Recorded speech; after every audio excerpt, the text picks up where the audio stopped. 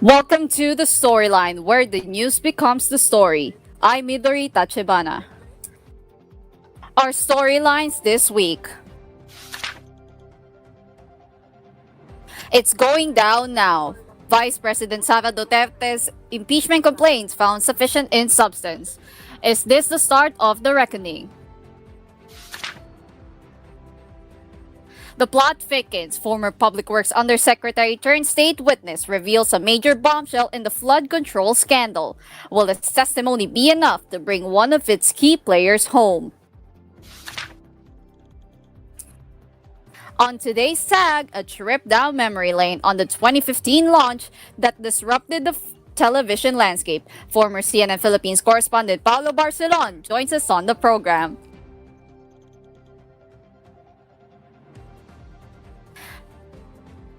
The storyline starts right now.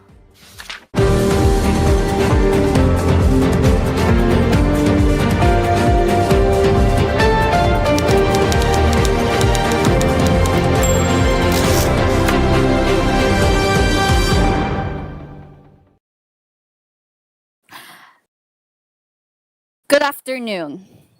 Thanks for joining us here on the storyline. This is a newscast meant to dive deep into the biggest issues the world is facing.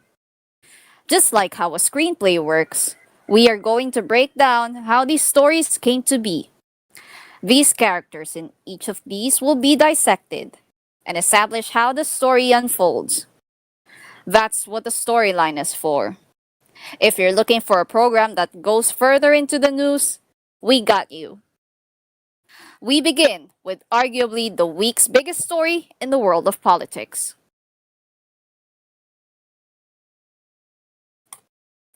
The Supreme Court has blocked previous attempts to remove Vice President Sara Duterte from office.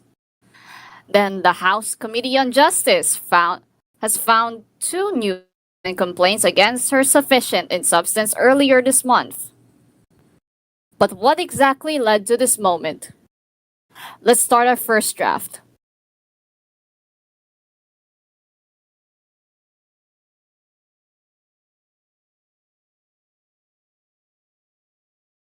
Wait.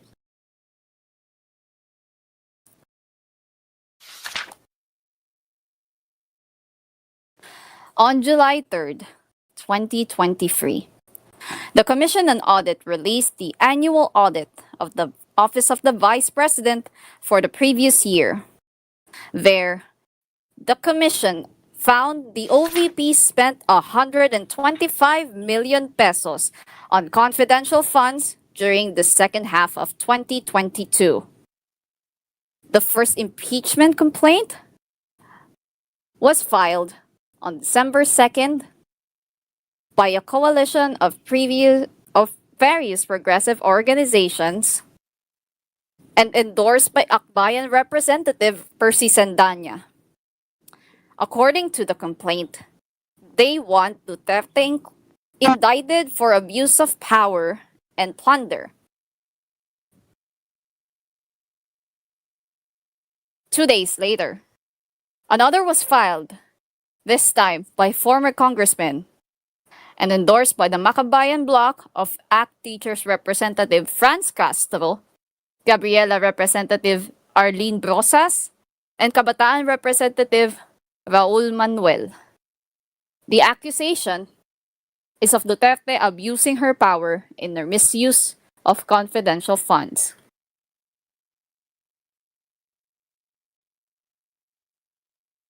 And another complaint came to the House of Representatives, filed by members of the clergy just a few days before Christmas.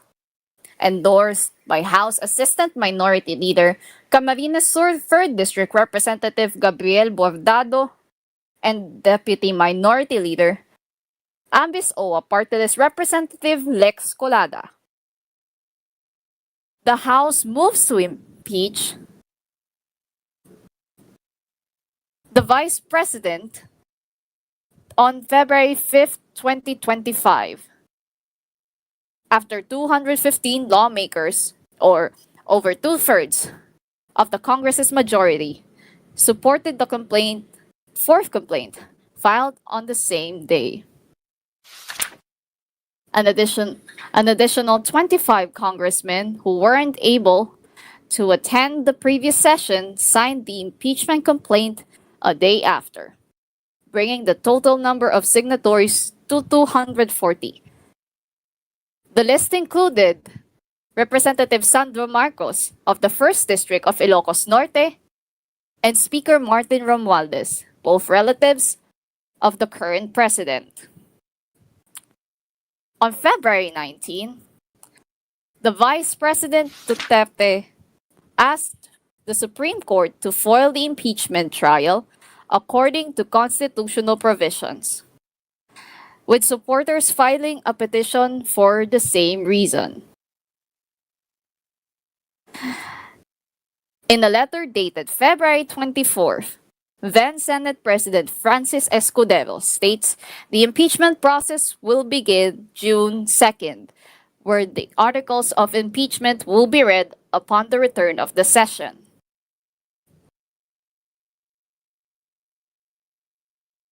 Escudero then announces on May 29, 2025, the start of the Senate becoming an impeachment court to try Duterte will happen on June 11. June 9th came, and Minority Leader Coco Pimentel files the motion to immediately convene the Senate into an impeachment court. Senate President Francis Escudero takes his oath as presiding officer on the same day. The next day, however, the Senate Impeachment Court returns the articles of impeachment against Duterte to the House of Representatives due to constitutional flaws. Senator Bato de la Rosa, who's now in hiding after the International Criminal Court issued a warrant of arrest for his involvement in former President Rodrigo Duterte's anti-drug war campaign, moved to dismiss the case. Senator Alan Peter Cayetano amends the motion to instead return them to the House until they certify that it's not a violation of the Constitution, which was supported by 18 senators. 5 opposed. Senators Risa Ontiveros, Coco Pimentel, Nancy Binay, Win Gatchalian, and Grace Poe. The next day, June 11th, the Office of the Vice President receives the articles of impeachment and given 10 days to respond. These were delivered to her office while she was in Malaysia for a personal family trip. Over a month later, on July 25, 2025, the Supreme Court blocked the impeachment proceedings against Vice President Sara Duterte on the grounds of complaints of an executive official being filed only once per year. Skip over to 6 months later. On February 2, 2026, 2 brand new impeachment complaints were filed on the same day.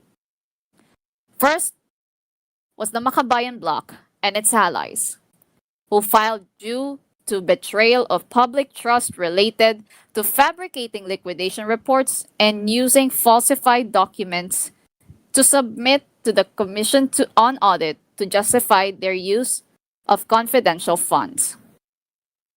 And the other, due to her refusal to recognize Congress's authority in budget deliberations and conduct investigations in aid of legislation.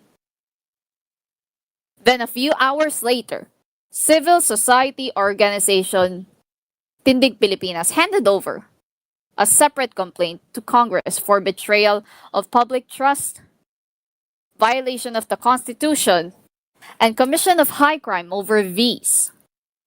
Plans of assassinating the president and his wife, as well as his cousin, misuse of confidential funds during her time as vice president and Department of Education secretary, distribution of monetary gifts to DepEd officials in procurement-related functions, unexplained wealth and failure to disclose all properties and interests in properties in her statement of assets, liabilities, and net worth, and her involvement in the extrajudicial killings of Davao Death Squad during her time as Davao City Mayor.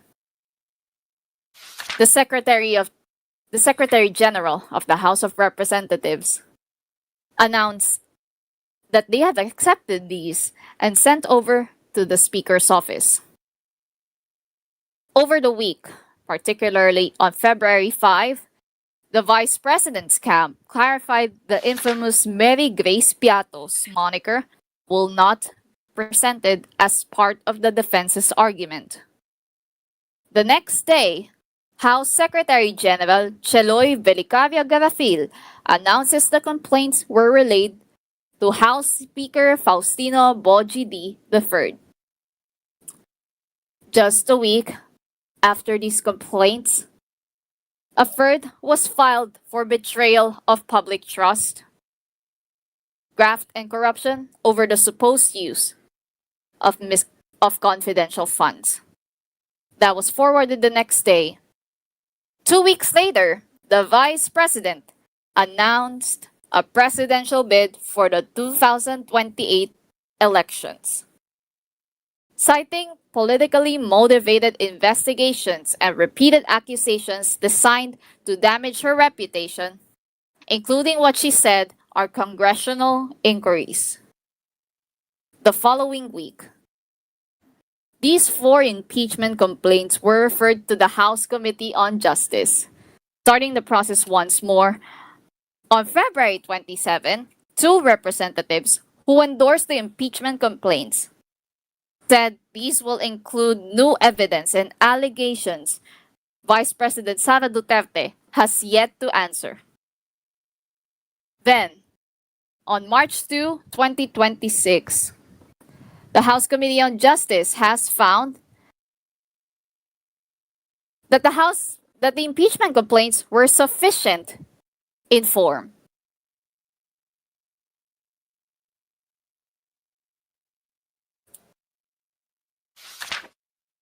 Was there, in fact, an answer to the material allegations, yung mga tungkol po doon sa pagbanta nga po sa Pangulo at iba pang opisyal, tungkol din po sa pag-malverse ng mga pera, yung hindi pagkaka-explain ng mga confidential funds, anomalous disbursements, walang sagot tungkol doon sa mga notices of suspension, pag-issue ng notices of suspension, notices of disallowance.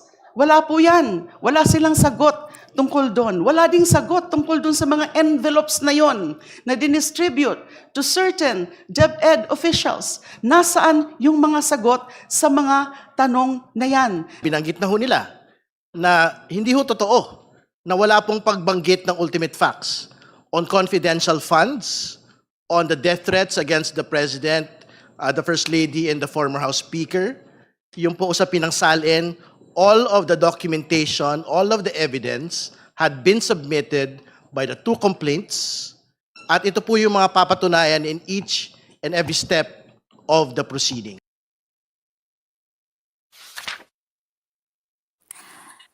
Justice Committee Chair, Batangas 2nd District Representative Jervil Luistro clarified the accusations made by the Supreme Court that they never ruled on the merits of the allegations made in the impeachment complaints. They never conducted a trial or weighed on the evidence against the Vice President. Therefore, not an excuse to, according to Luistro, absolve anyone of wrong. They found the complaints sufficient in substance on March 4th, which now gives Sara Duterte's camp to answer within 10 days. A week later, on March 11th, Deputy Minority Leader Akbayan Representative Chel Jokno asked the House Justice Committee to take custody of Duterte's alleged former aide Ramil Madriaga due to security concerns. Then, on March 16th, the Vice President's camp filed their answer to the complaints as an answer ad cautelam, a precaution due to not seeing a need to answer based on ultimate facts that supports the allegations against her. On Wednesday, March 18th, 2026, House Justice Committee Chair Jervil Luistro said the hearings on the Vice President's impeachment complaints is set to commence on March 25, with subsequent trials during the month of April.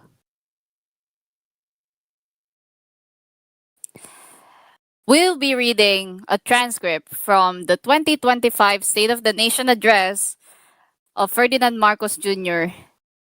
in the Batasang Pambansa.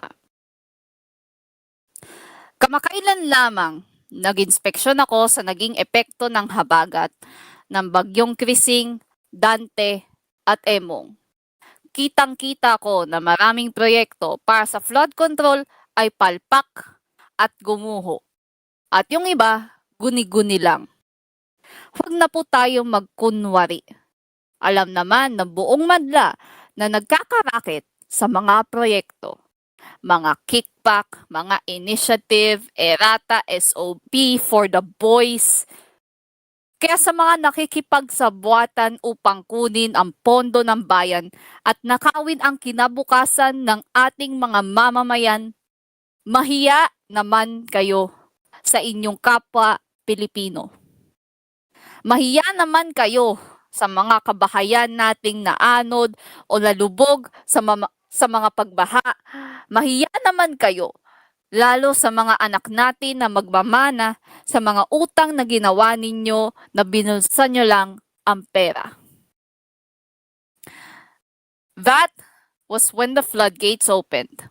One might say, when President Ferdinand Marcos Jr. ordered an investigation into possible systemic corruption in flood control projects following a devastation of tropical cyclones in the country.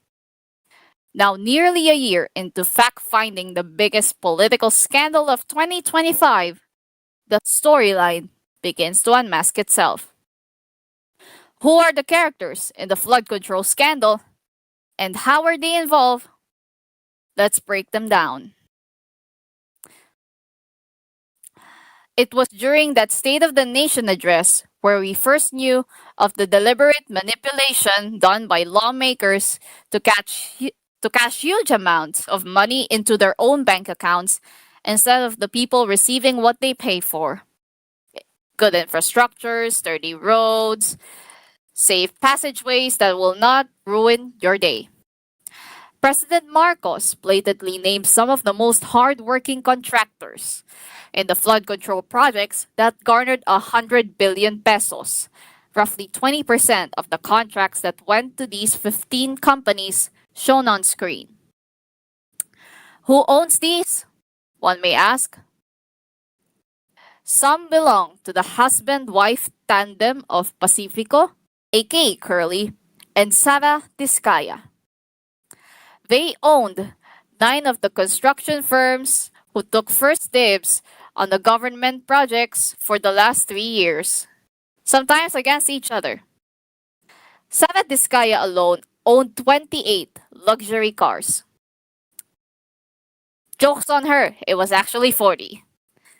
The wife ran for Pasig Mayor in 2025 along with 3 other joint ventures totaling 31.035 billion pesos. The couple's projects involved those built in the Mimaropa region where one of its governors, Oriental Mindoro's Governor Humerlito Dolor, discovers a flood dike that collapsed in Nauhan town. There are also ghost projects, he said, including a 77 million peso flood mitigation structure in Barangay San Agustin, Hagonoy, Bulacan, that was supposed to be completed in 2023. That was a ghost project. Another was a 55 million peso river wall project in Barangay Piel, Baliwag, Bulacan. It was yet to be built. There was also a flood control project in Barangay Apitong in Nauhan that was never built. The same town that had the collapsed flood dike ghost projects, one after another. In Oriental Mindoro, Dolor discovered 17.8 billion pesos worth of insertions into the province's budget from 2022 to 2025, all without consultation or coordination with his office. DPWH Secretary Manuel Bonoan resigned from his post because of all this. Perhaps because he was caught in his own lies? Or because his daughter was an executive of MEB Global Properties Corporation and a business partner of global crate builders that secured at least 2 billion pesos worth of flood control projects from 2028 to 2024? Therefore, a contractor. Even with that in mind, Transportation Secretary Vince Dizon had to take over a total disaster of a department, ordering courtesy resignations of all officials under DPWH and filing of charges against those involved. Various officials have been arrested, like that district engineer who tried to bribe Batangas 1st District Representative Leandro Leviste, or Henry Alcantara, who was found guilty of grave misconduct over the flood control scams. Dizon was understandably angry over the failed constructions of possibly every road he has inspected so far. How could you not, when these projects were supposed to benefit the ordinary, yet it ended up on some money-hungry people with children flaunting their ill-gotten wealth on social media. There was also the Bulacan Group of Contractors, a group of engineers from its 1st District Engineering Office that facilitated ghost buildings into the project, or rather, into the district.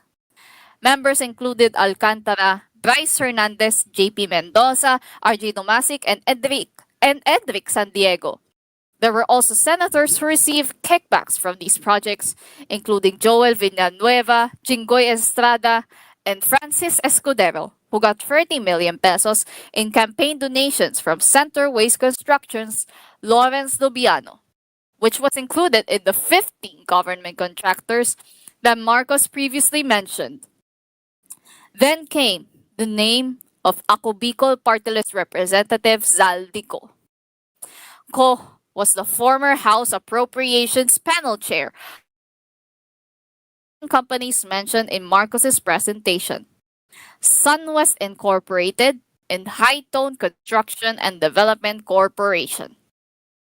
He allegedly proposed 13.08 billion pesos worth of budget insertions in the 2025 budget, including funds for flood control and other infrastructure projects.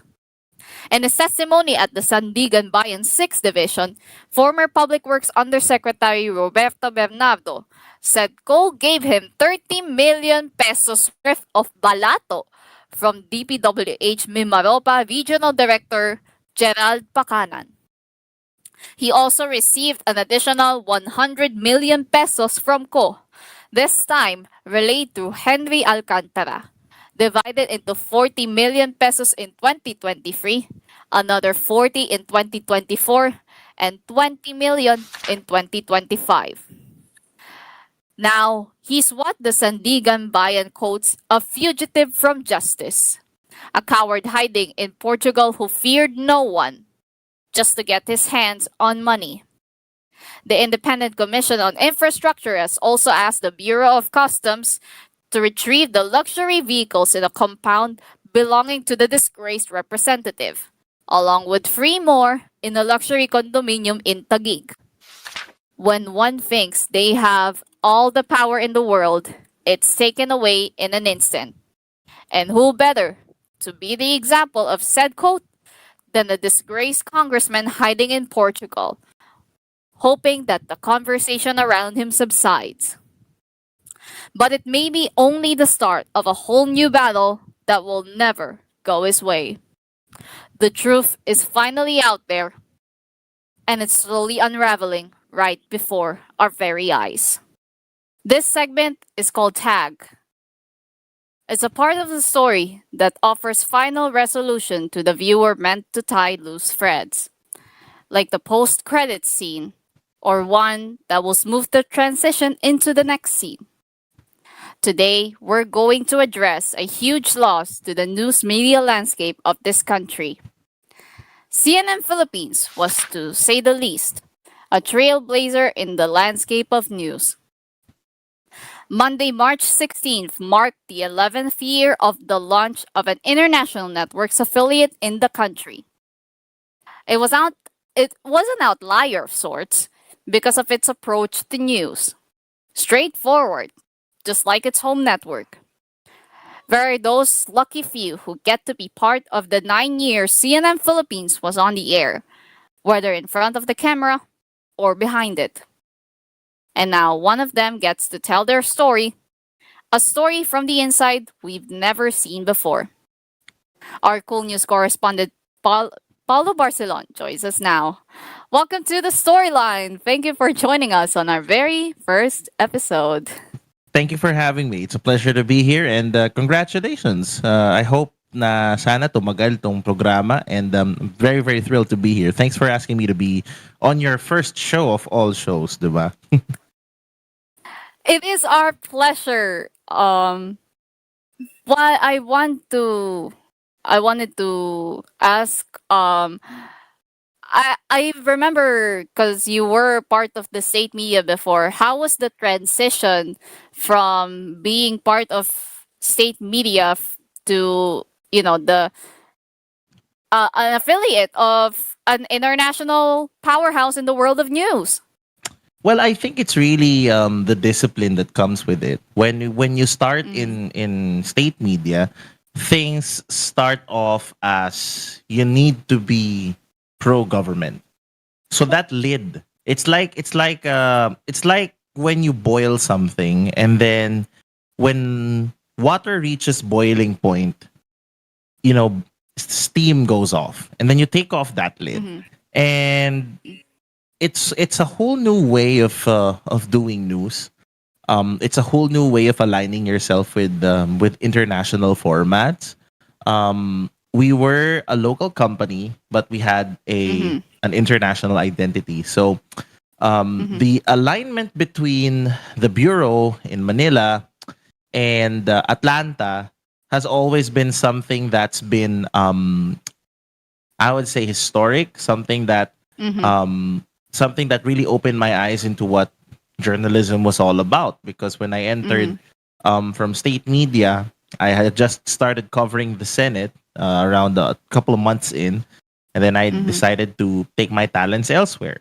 So when Mhm. CNN Philippines came calling, it was a no-brainer. I had to go to the audition, go to the studios, and it really dawned on Mhm. me that hey, it's like in wrestling, you start out in the independent circuit and then you've just made it to one of the bigger players.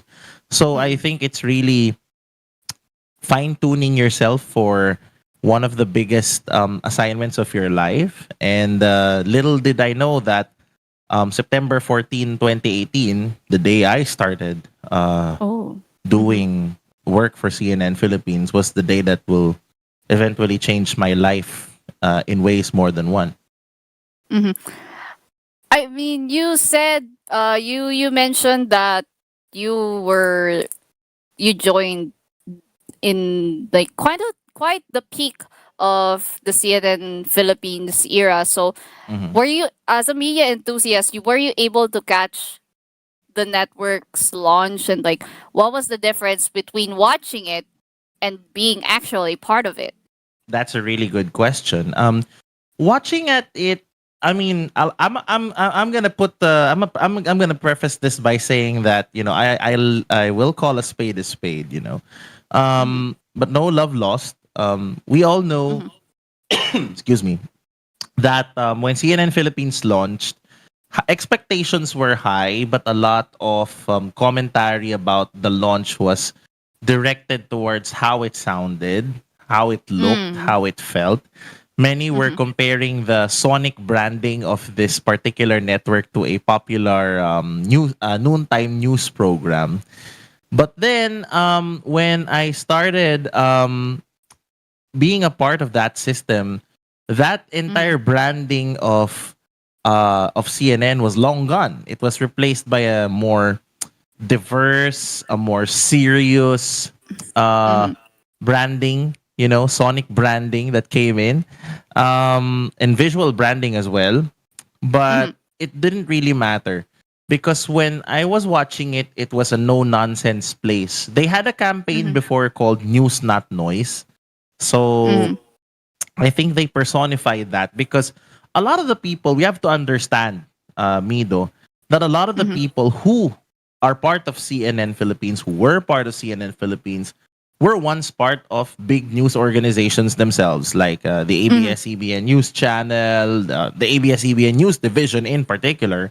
Um, they've also had experience establishing a free TV, a news channel on free TV, which is essentially Solar News and Nine News. So a lot of the core of that, um, a lot of the core of those people were some of the core also that helped establish CNN. So I got to work with some of them because I watched Solar News, Nine News when I was in college. That was one of my sources.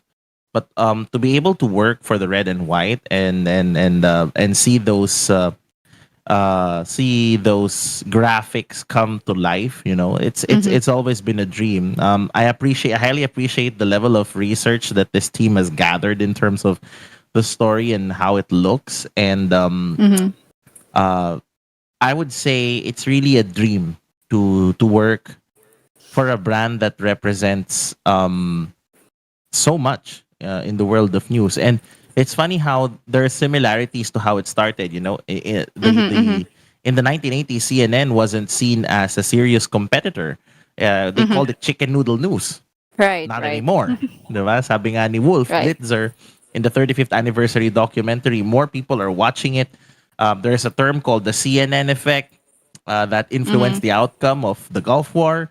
So to carry those kinds of branding is truly an honor. And the biggest difference when it comes to being a part of it was really being mentored by some of the best. I was under desk editors, bosses who went to Atlanta, the CNN World Headquarters, who actually trained there, and they were providing us timely guidance on what to do. I got to work with people like Army Harin Benet, people like Pal Marquez, people like Pia Ontiveros, Pinky Webb, Rico Hizon. These are heavyweights in the world of news, and to be able to be part of that circle of life, so to speak, that circle of news life, pun intended, by the way. It's an honor. Like, you get to be exposed to how they do it internationally. What's the difference? What's our cutting edge?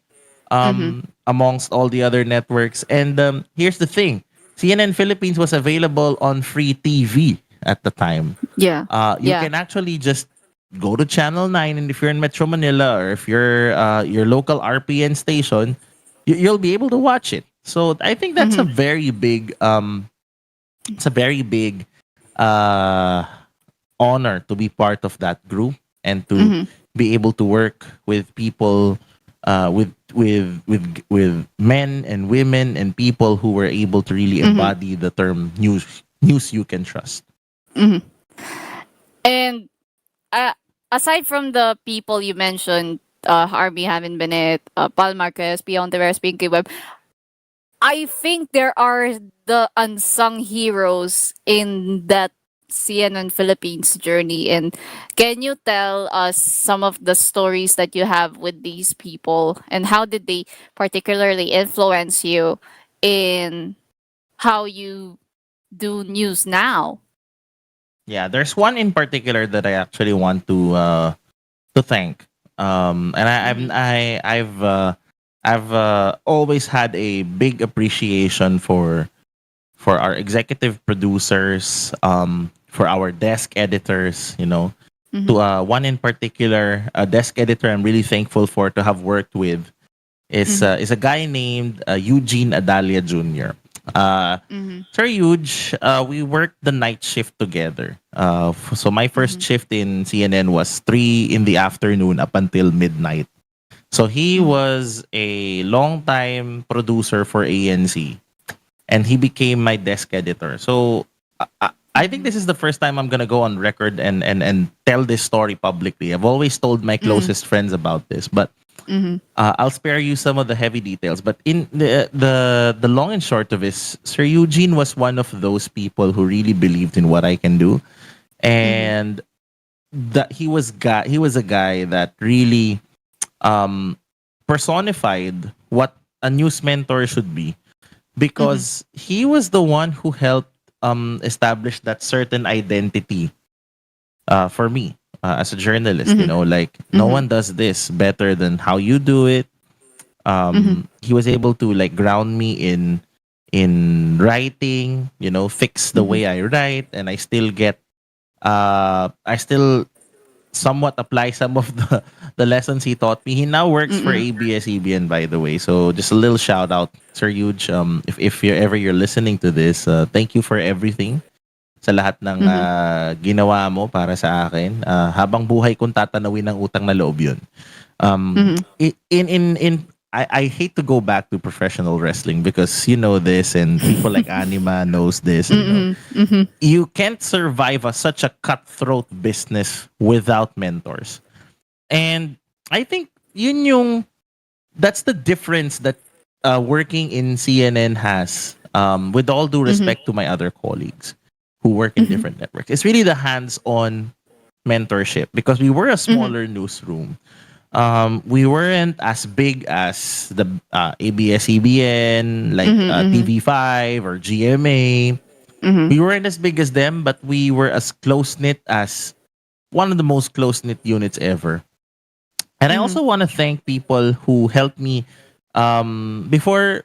Again, this is the first time I'm going with this publicly, you know, and I'm doing it on your debut show. Thank you. I never really trusted myself in terms of writing articles when I started out. I've always locked in with the thought that I will be able to. I've always locked into the thought that I'm just a broadcast guy. But you know, the pandemic came. All of us had to do a lot of work. We had to go to social media, and frequently during COVID time, our facilities would normally be closed because of the amount of COVID infections that happen in the Worldwide Corporate Center where we used to work. So we had to learn pretty quick the ropes of multimedia, multi-platform journal. So I've always been afraid of writing articles, but it is through uh people like it is through people like the digital team there, people like Lara Tan, CJ, Marquez, Gali Quiñones. I can name a whole host of other people in the digital department. Pia Garcia, my former colleagues and two of my best friends, Patrice Manuel Valdivia and Brian Basa. Yes, the same Brian Basa used to be with TV5. We worked CNN together. So these are people that really helped me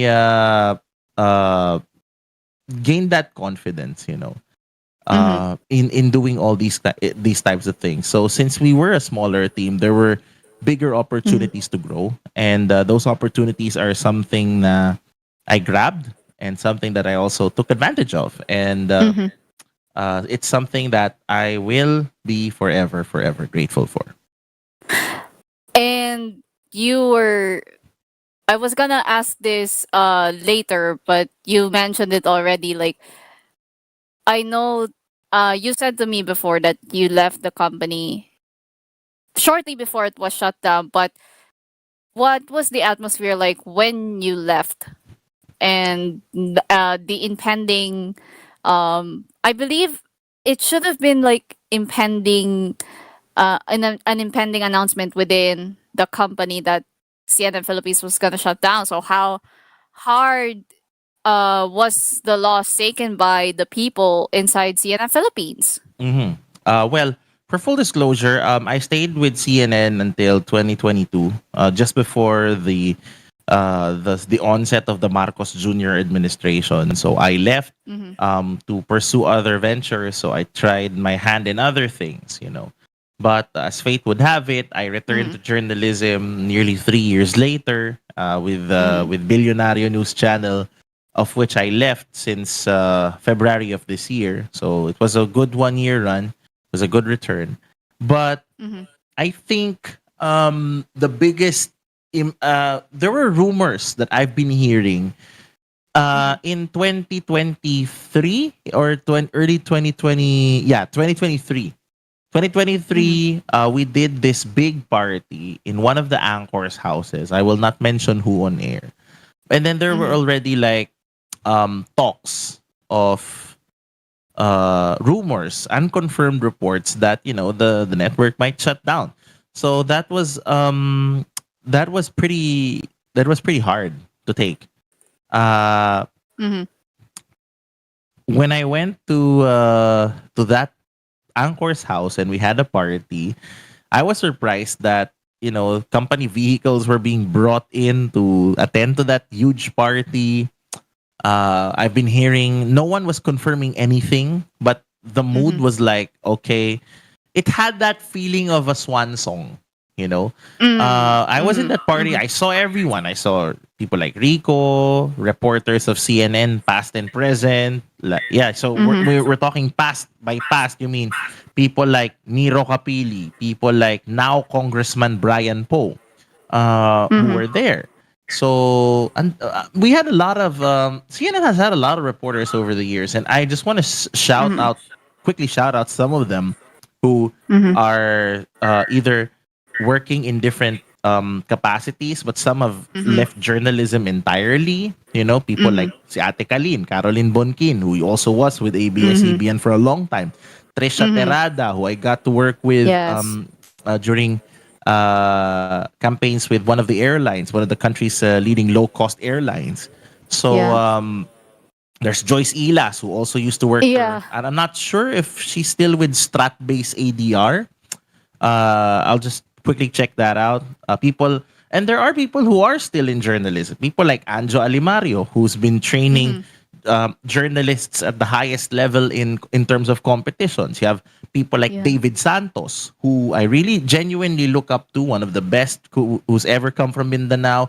He's working in Taiwan Mm-hmm. now. Sino pa ba yung mga naging reporter namin dati? Ang dami. Chrissy Di Matulak. We've had Jeline Fule.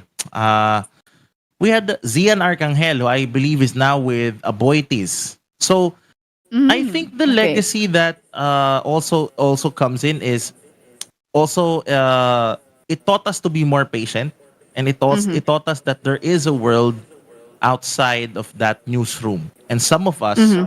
even went back to news. When Billionario opened, they got a lot of CNN people there. There are still Yeah. ex-CNN people in Yeah. DNC. People like G. Baroga, Jinel Baroga, Mm-hmm. di ba? People like Frances Gutierrez. These are people who Yes.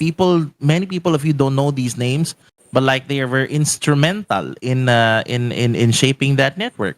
Some of Mm-hmm. the old CNN people are with the spiritual successor of CNN, which is Newswatch Plus. So I still see Sir Kali there. I still see Mm-hmm. Sir Chris Paraso, one of our senior editors there. Mm-hmm. CJ Marquez is working with Newswatch Plus. So, and then Yeah. there's also people like Paulo Abrera, people like Mm-hmm. Christine Jacob Sendejas. They've Mm-hmm. moved. They're still with Newswatch, and the husband, the soon to be husband and wife tandem of Pauline Verzosa and Andre Felix, very very good friends of mine. We did the Mm-hmm. sports together. We did the Sea Games together. Now Andre and Pawi are blossoming in their careers over at the Reliance, or as would like to say, the other side of Mandaluyong. So Mm-hmm. yeah, AC Nichols, buti na mention mo yung mga Mm-hmm. pangalan na yan, because these are Yeah. really good people, and also shouting out the crews, the news crews Mm-hmm. who used to work there. Yeah. People like Harold Paras, Chris Salvador, shout out sa inyong dalawa, because those two are people that I've worked with closely. Mm-hmm. I've also worked with people like Francis Buenaventura, Dwayne Ramirez, na galing CNN din yung mga yan. Andyan din si na Mm-hmm. Kuya Emerson Resurrection, one of our field producers who always coordinates us when there's live. Mm-hmm. And I think also there's people, EPs like Miss Arnie Resonto. Yan, ang dami, ang dami. The list Mm-hmm. goes on and on and on. So, there's just a lot of people who worked for CNN that Mm-hmm. are really growing and thriving in the fields that they have moved on. But one thing that we will never forget from serving that brand is yung sense of responsibility namin to our audience. That at least every night when you watch our programs, it's not all about the noise. It's all about news, and a lot of people in the media enthusiast community, left and right, have seen it as a source of inspiration. That these things could come true. The locals A local franchise was once born here. So I think it's really it harks back to an old tagline used by Solar News Channel back in the day. Yan pala si Ate Ruth Cabal, very Yeah. good friend of ours, now with TV5. TV5. Yeah, Mai Rodriguez, who I also got to work again when I was in PNC. Billionario. Menchu Macapagal, who anchors Newswatch now. So many names to mention. Of course, well, Pia's doing her podcast, Pinky's doing On Point and Agenda with Corina. Andyan din si And Sir Rico, George. di ba? With SM in Focus, saka The Exchange. So, again, the list goes on and on and on and on. I can go on and on for 1 hour and just tell a story about every single person I've worked with there. But I think, yeah, really, it's really more of informing and inspiring people. That's it. And I thinking like we're playing like the stories, the most historic videos the of the whole tenure of CNN Philippines. And now, what are some of your most memorable stories when you were part of the network? And I want you to go ham about this before we go. Oh, sure. I think one for the record books would have to be Taal volcano talaga. Briefly, I was doing it was my second day on the weekend doing the hourly updates when Pag-asa started tweeting around 2 o'clock afternoon, January 13, 2020. I can never forget that date. I didn't have my go bag with me. I saw tweets. I saw Fevox updating people that, hey, this was gonna be big, and we were no less than probably less than an hour. We were already setting foot towards Tagaytay, and that would be like one of the longest days of my life. Having to see an eruption up close, um, having to break it on national television without hesitation. I think that's the power that we had, as opposed to other networks that they relegate it to narrowcast. So since we had the free TV franchise, we had the free TV broadcast, we can literally bring these stories quickly and really, bring it in such a way that people can see the immediacy. Another memorable thing was when I covered the arrest of Rappler CEO and executive editor at the time, Maria Ressa. I got a handle of I just literally handed off another story. I literally just pressed enter on my company issued laptop. When si Sir Eugene Nadalia, my desk editor at the time, told me, Paulo, go get a live view, go get a crew. You're heading off to Pasig City as fast as you can because Maria Ressa is getting arrested. So we didn't have like big resources or OB vans. It was just me, and I gotta give him a very quick shout out, Erwin AC. Dizon, who hooked up his camera to the live view on his back. So for the next 6 hours, he had nothing on his back but that mobile transmitter connected to his camera. So we were the first television network to break that story live. That was News Night, alas 6 ng gabi yun. And then I remember having to do an interview on the air. I had to interview Rappler's Chai Hofilenya, the head of investigative and training of Rappler at the time, because I didn't know what was Yeah. going on. So I was like, okay, why is she being arrested? And then I remember how the chaos was so controlled. which is weird, right? You're supposed to be hearing Yeah. people screaming in your ear, diba? Mm-hmm. But I never heard super violent shouts. Just, "Pao, Pao, can you toss Maria a piece of your IFB or your override?" So I tried, I failed because they were speeding up to the NBI. And I remember doing an ambush interview with attorney Darwin Angeles, of all places, Okay. beside the ladies' restroom, beside the banyo. You can check it on the live stream. We were interviewing attorney Darwin Angeles live on the air sa tabi ng CR sa may entrance ng Rappler office.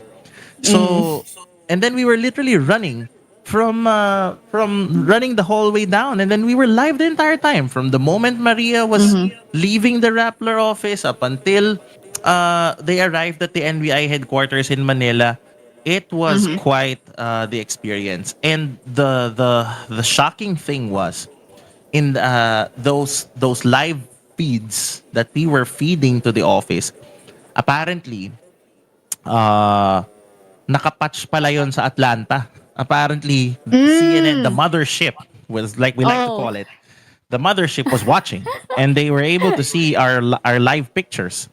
So we sent that Oh material as wow. fast as we can to our mothership in Atlanta because the producers were watching. And then, by God, I see Christy Lou Stout anchoring her show from Hong Kong with a video. You can look it up on YouTube. She was interviewing one of Resa's counsels, attorney JJ Dicini. You can see there that the footage that they used for the Maria Ressa arrest was ours. So yeah, I think that was one of those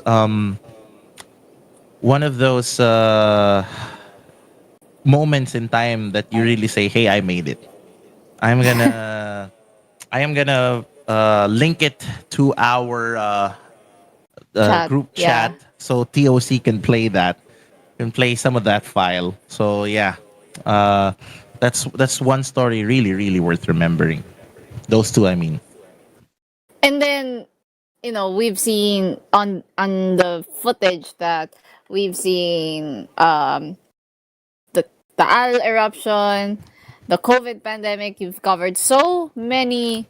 Um you've covered so many stories, and uh do you believe that there is that spirit of CNN Philippines that kind of lives on within Oh you yes, and your colleagues, and definitely. just how important It's was it? really doing it right. It's really doing news right.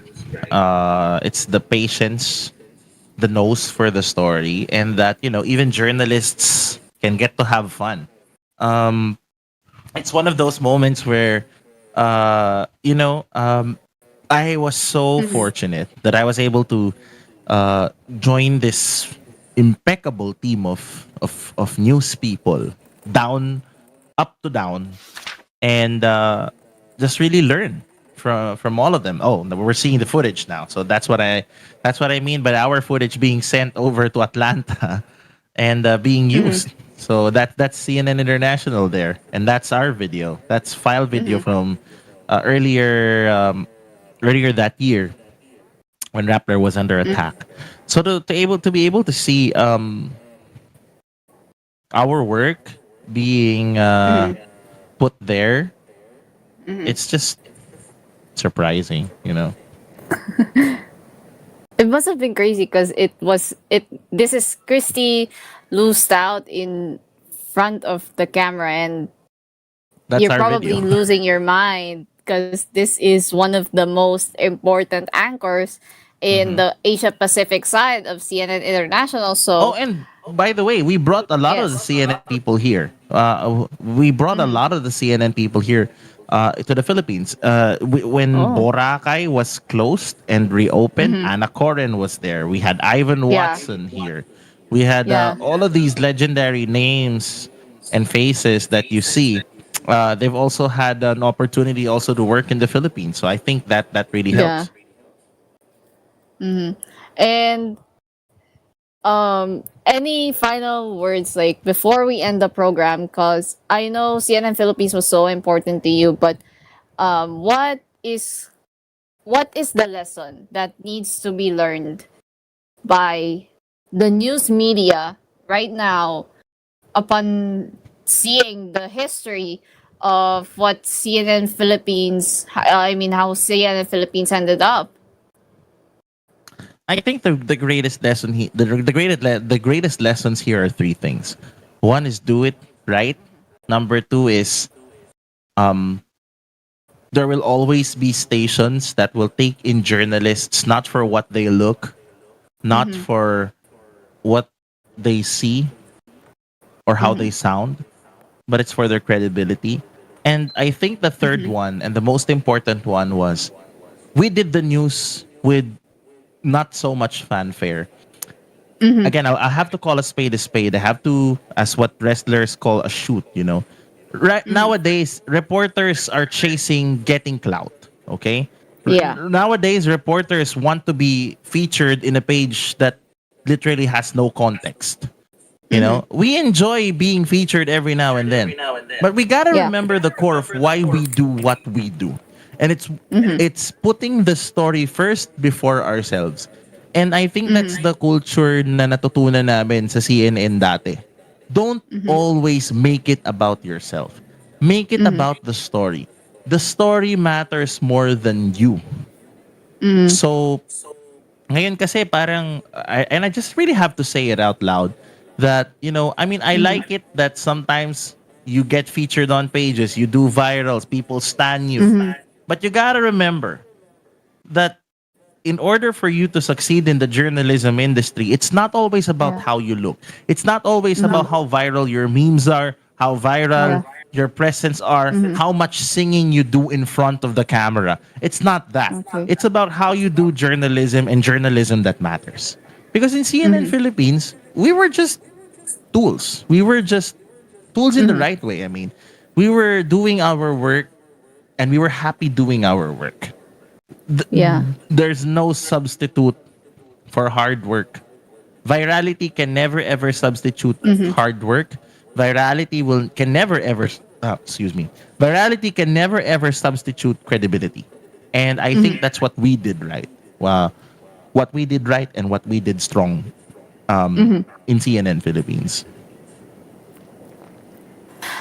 And that was our Cool News special correspondent, Paulo Barcelon.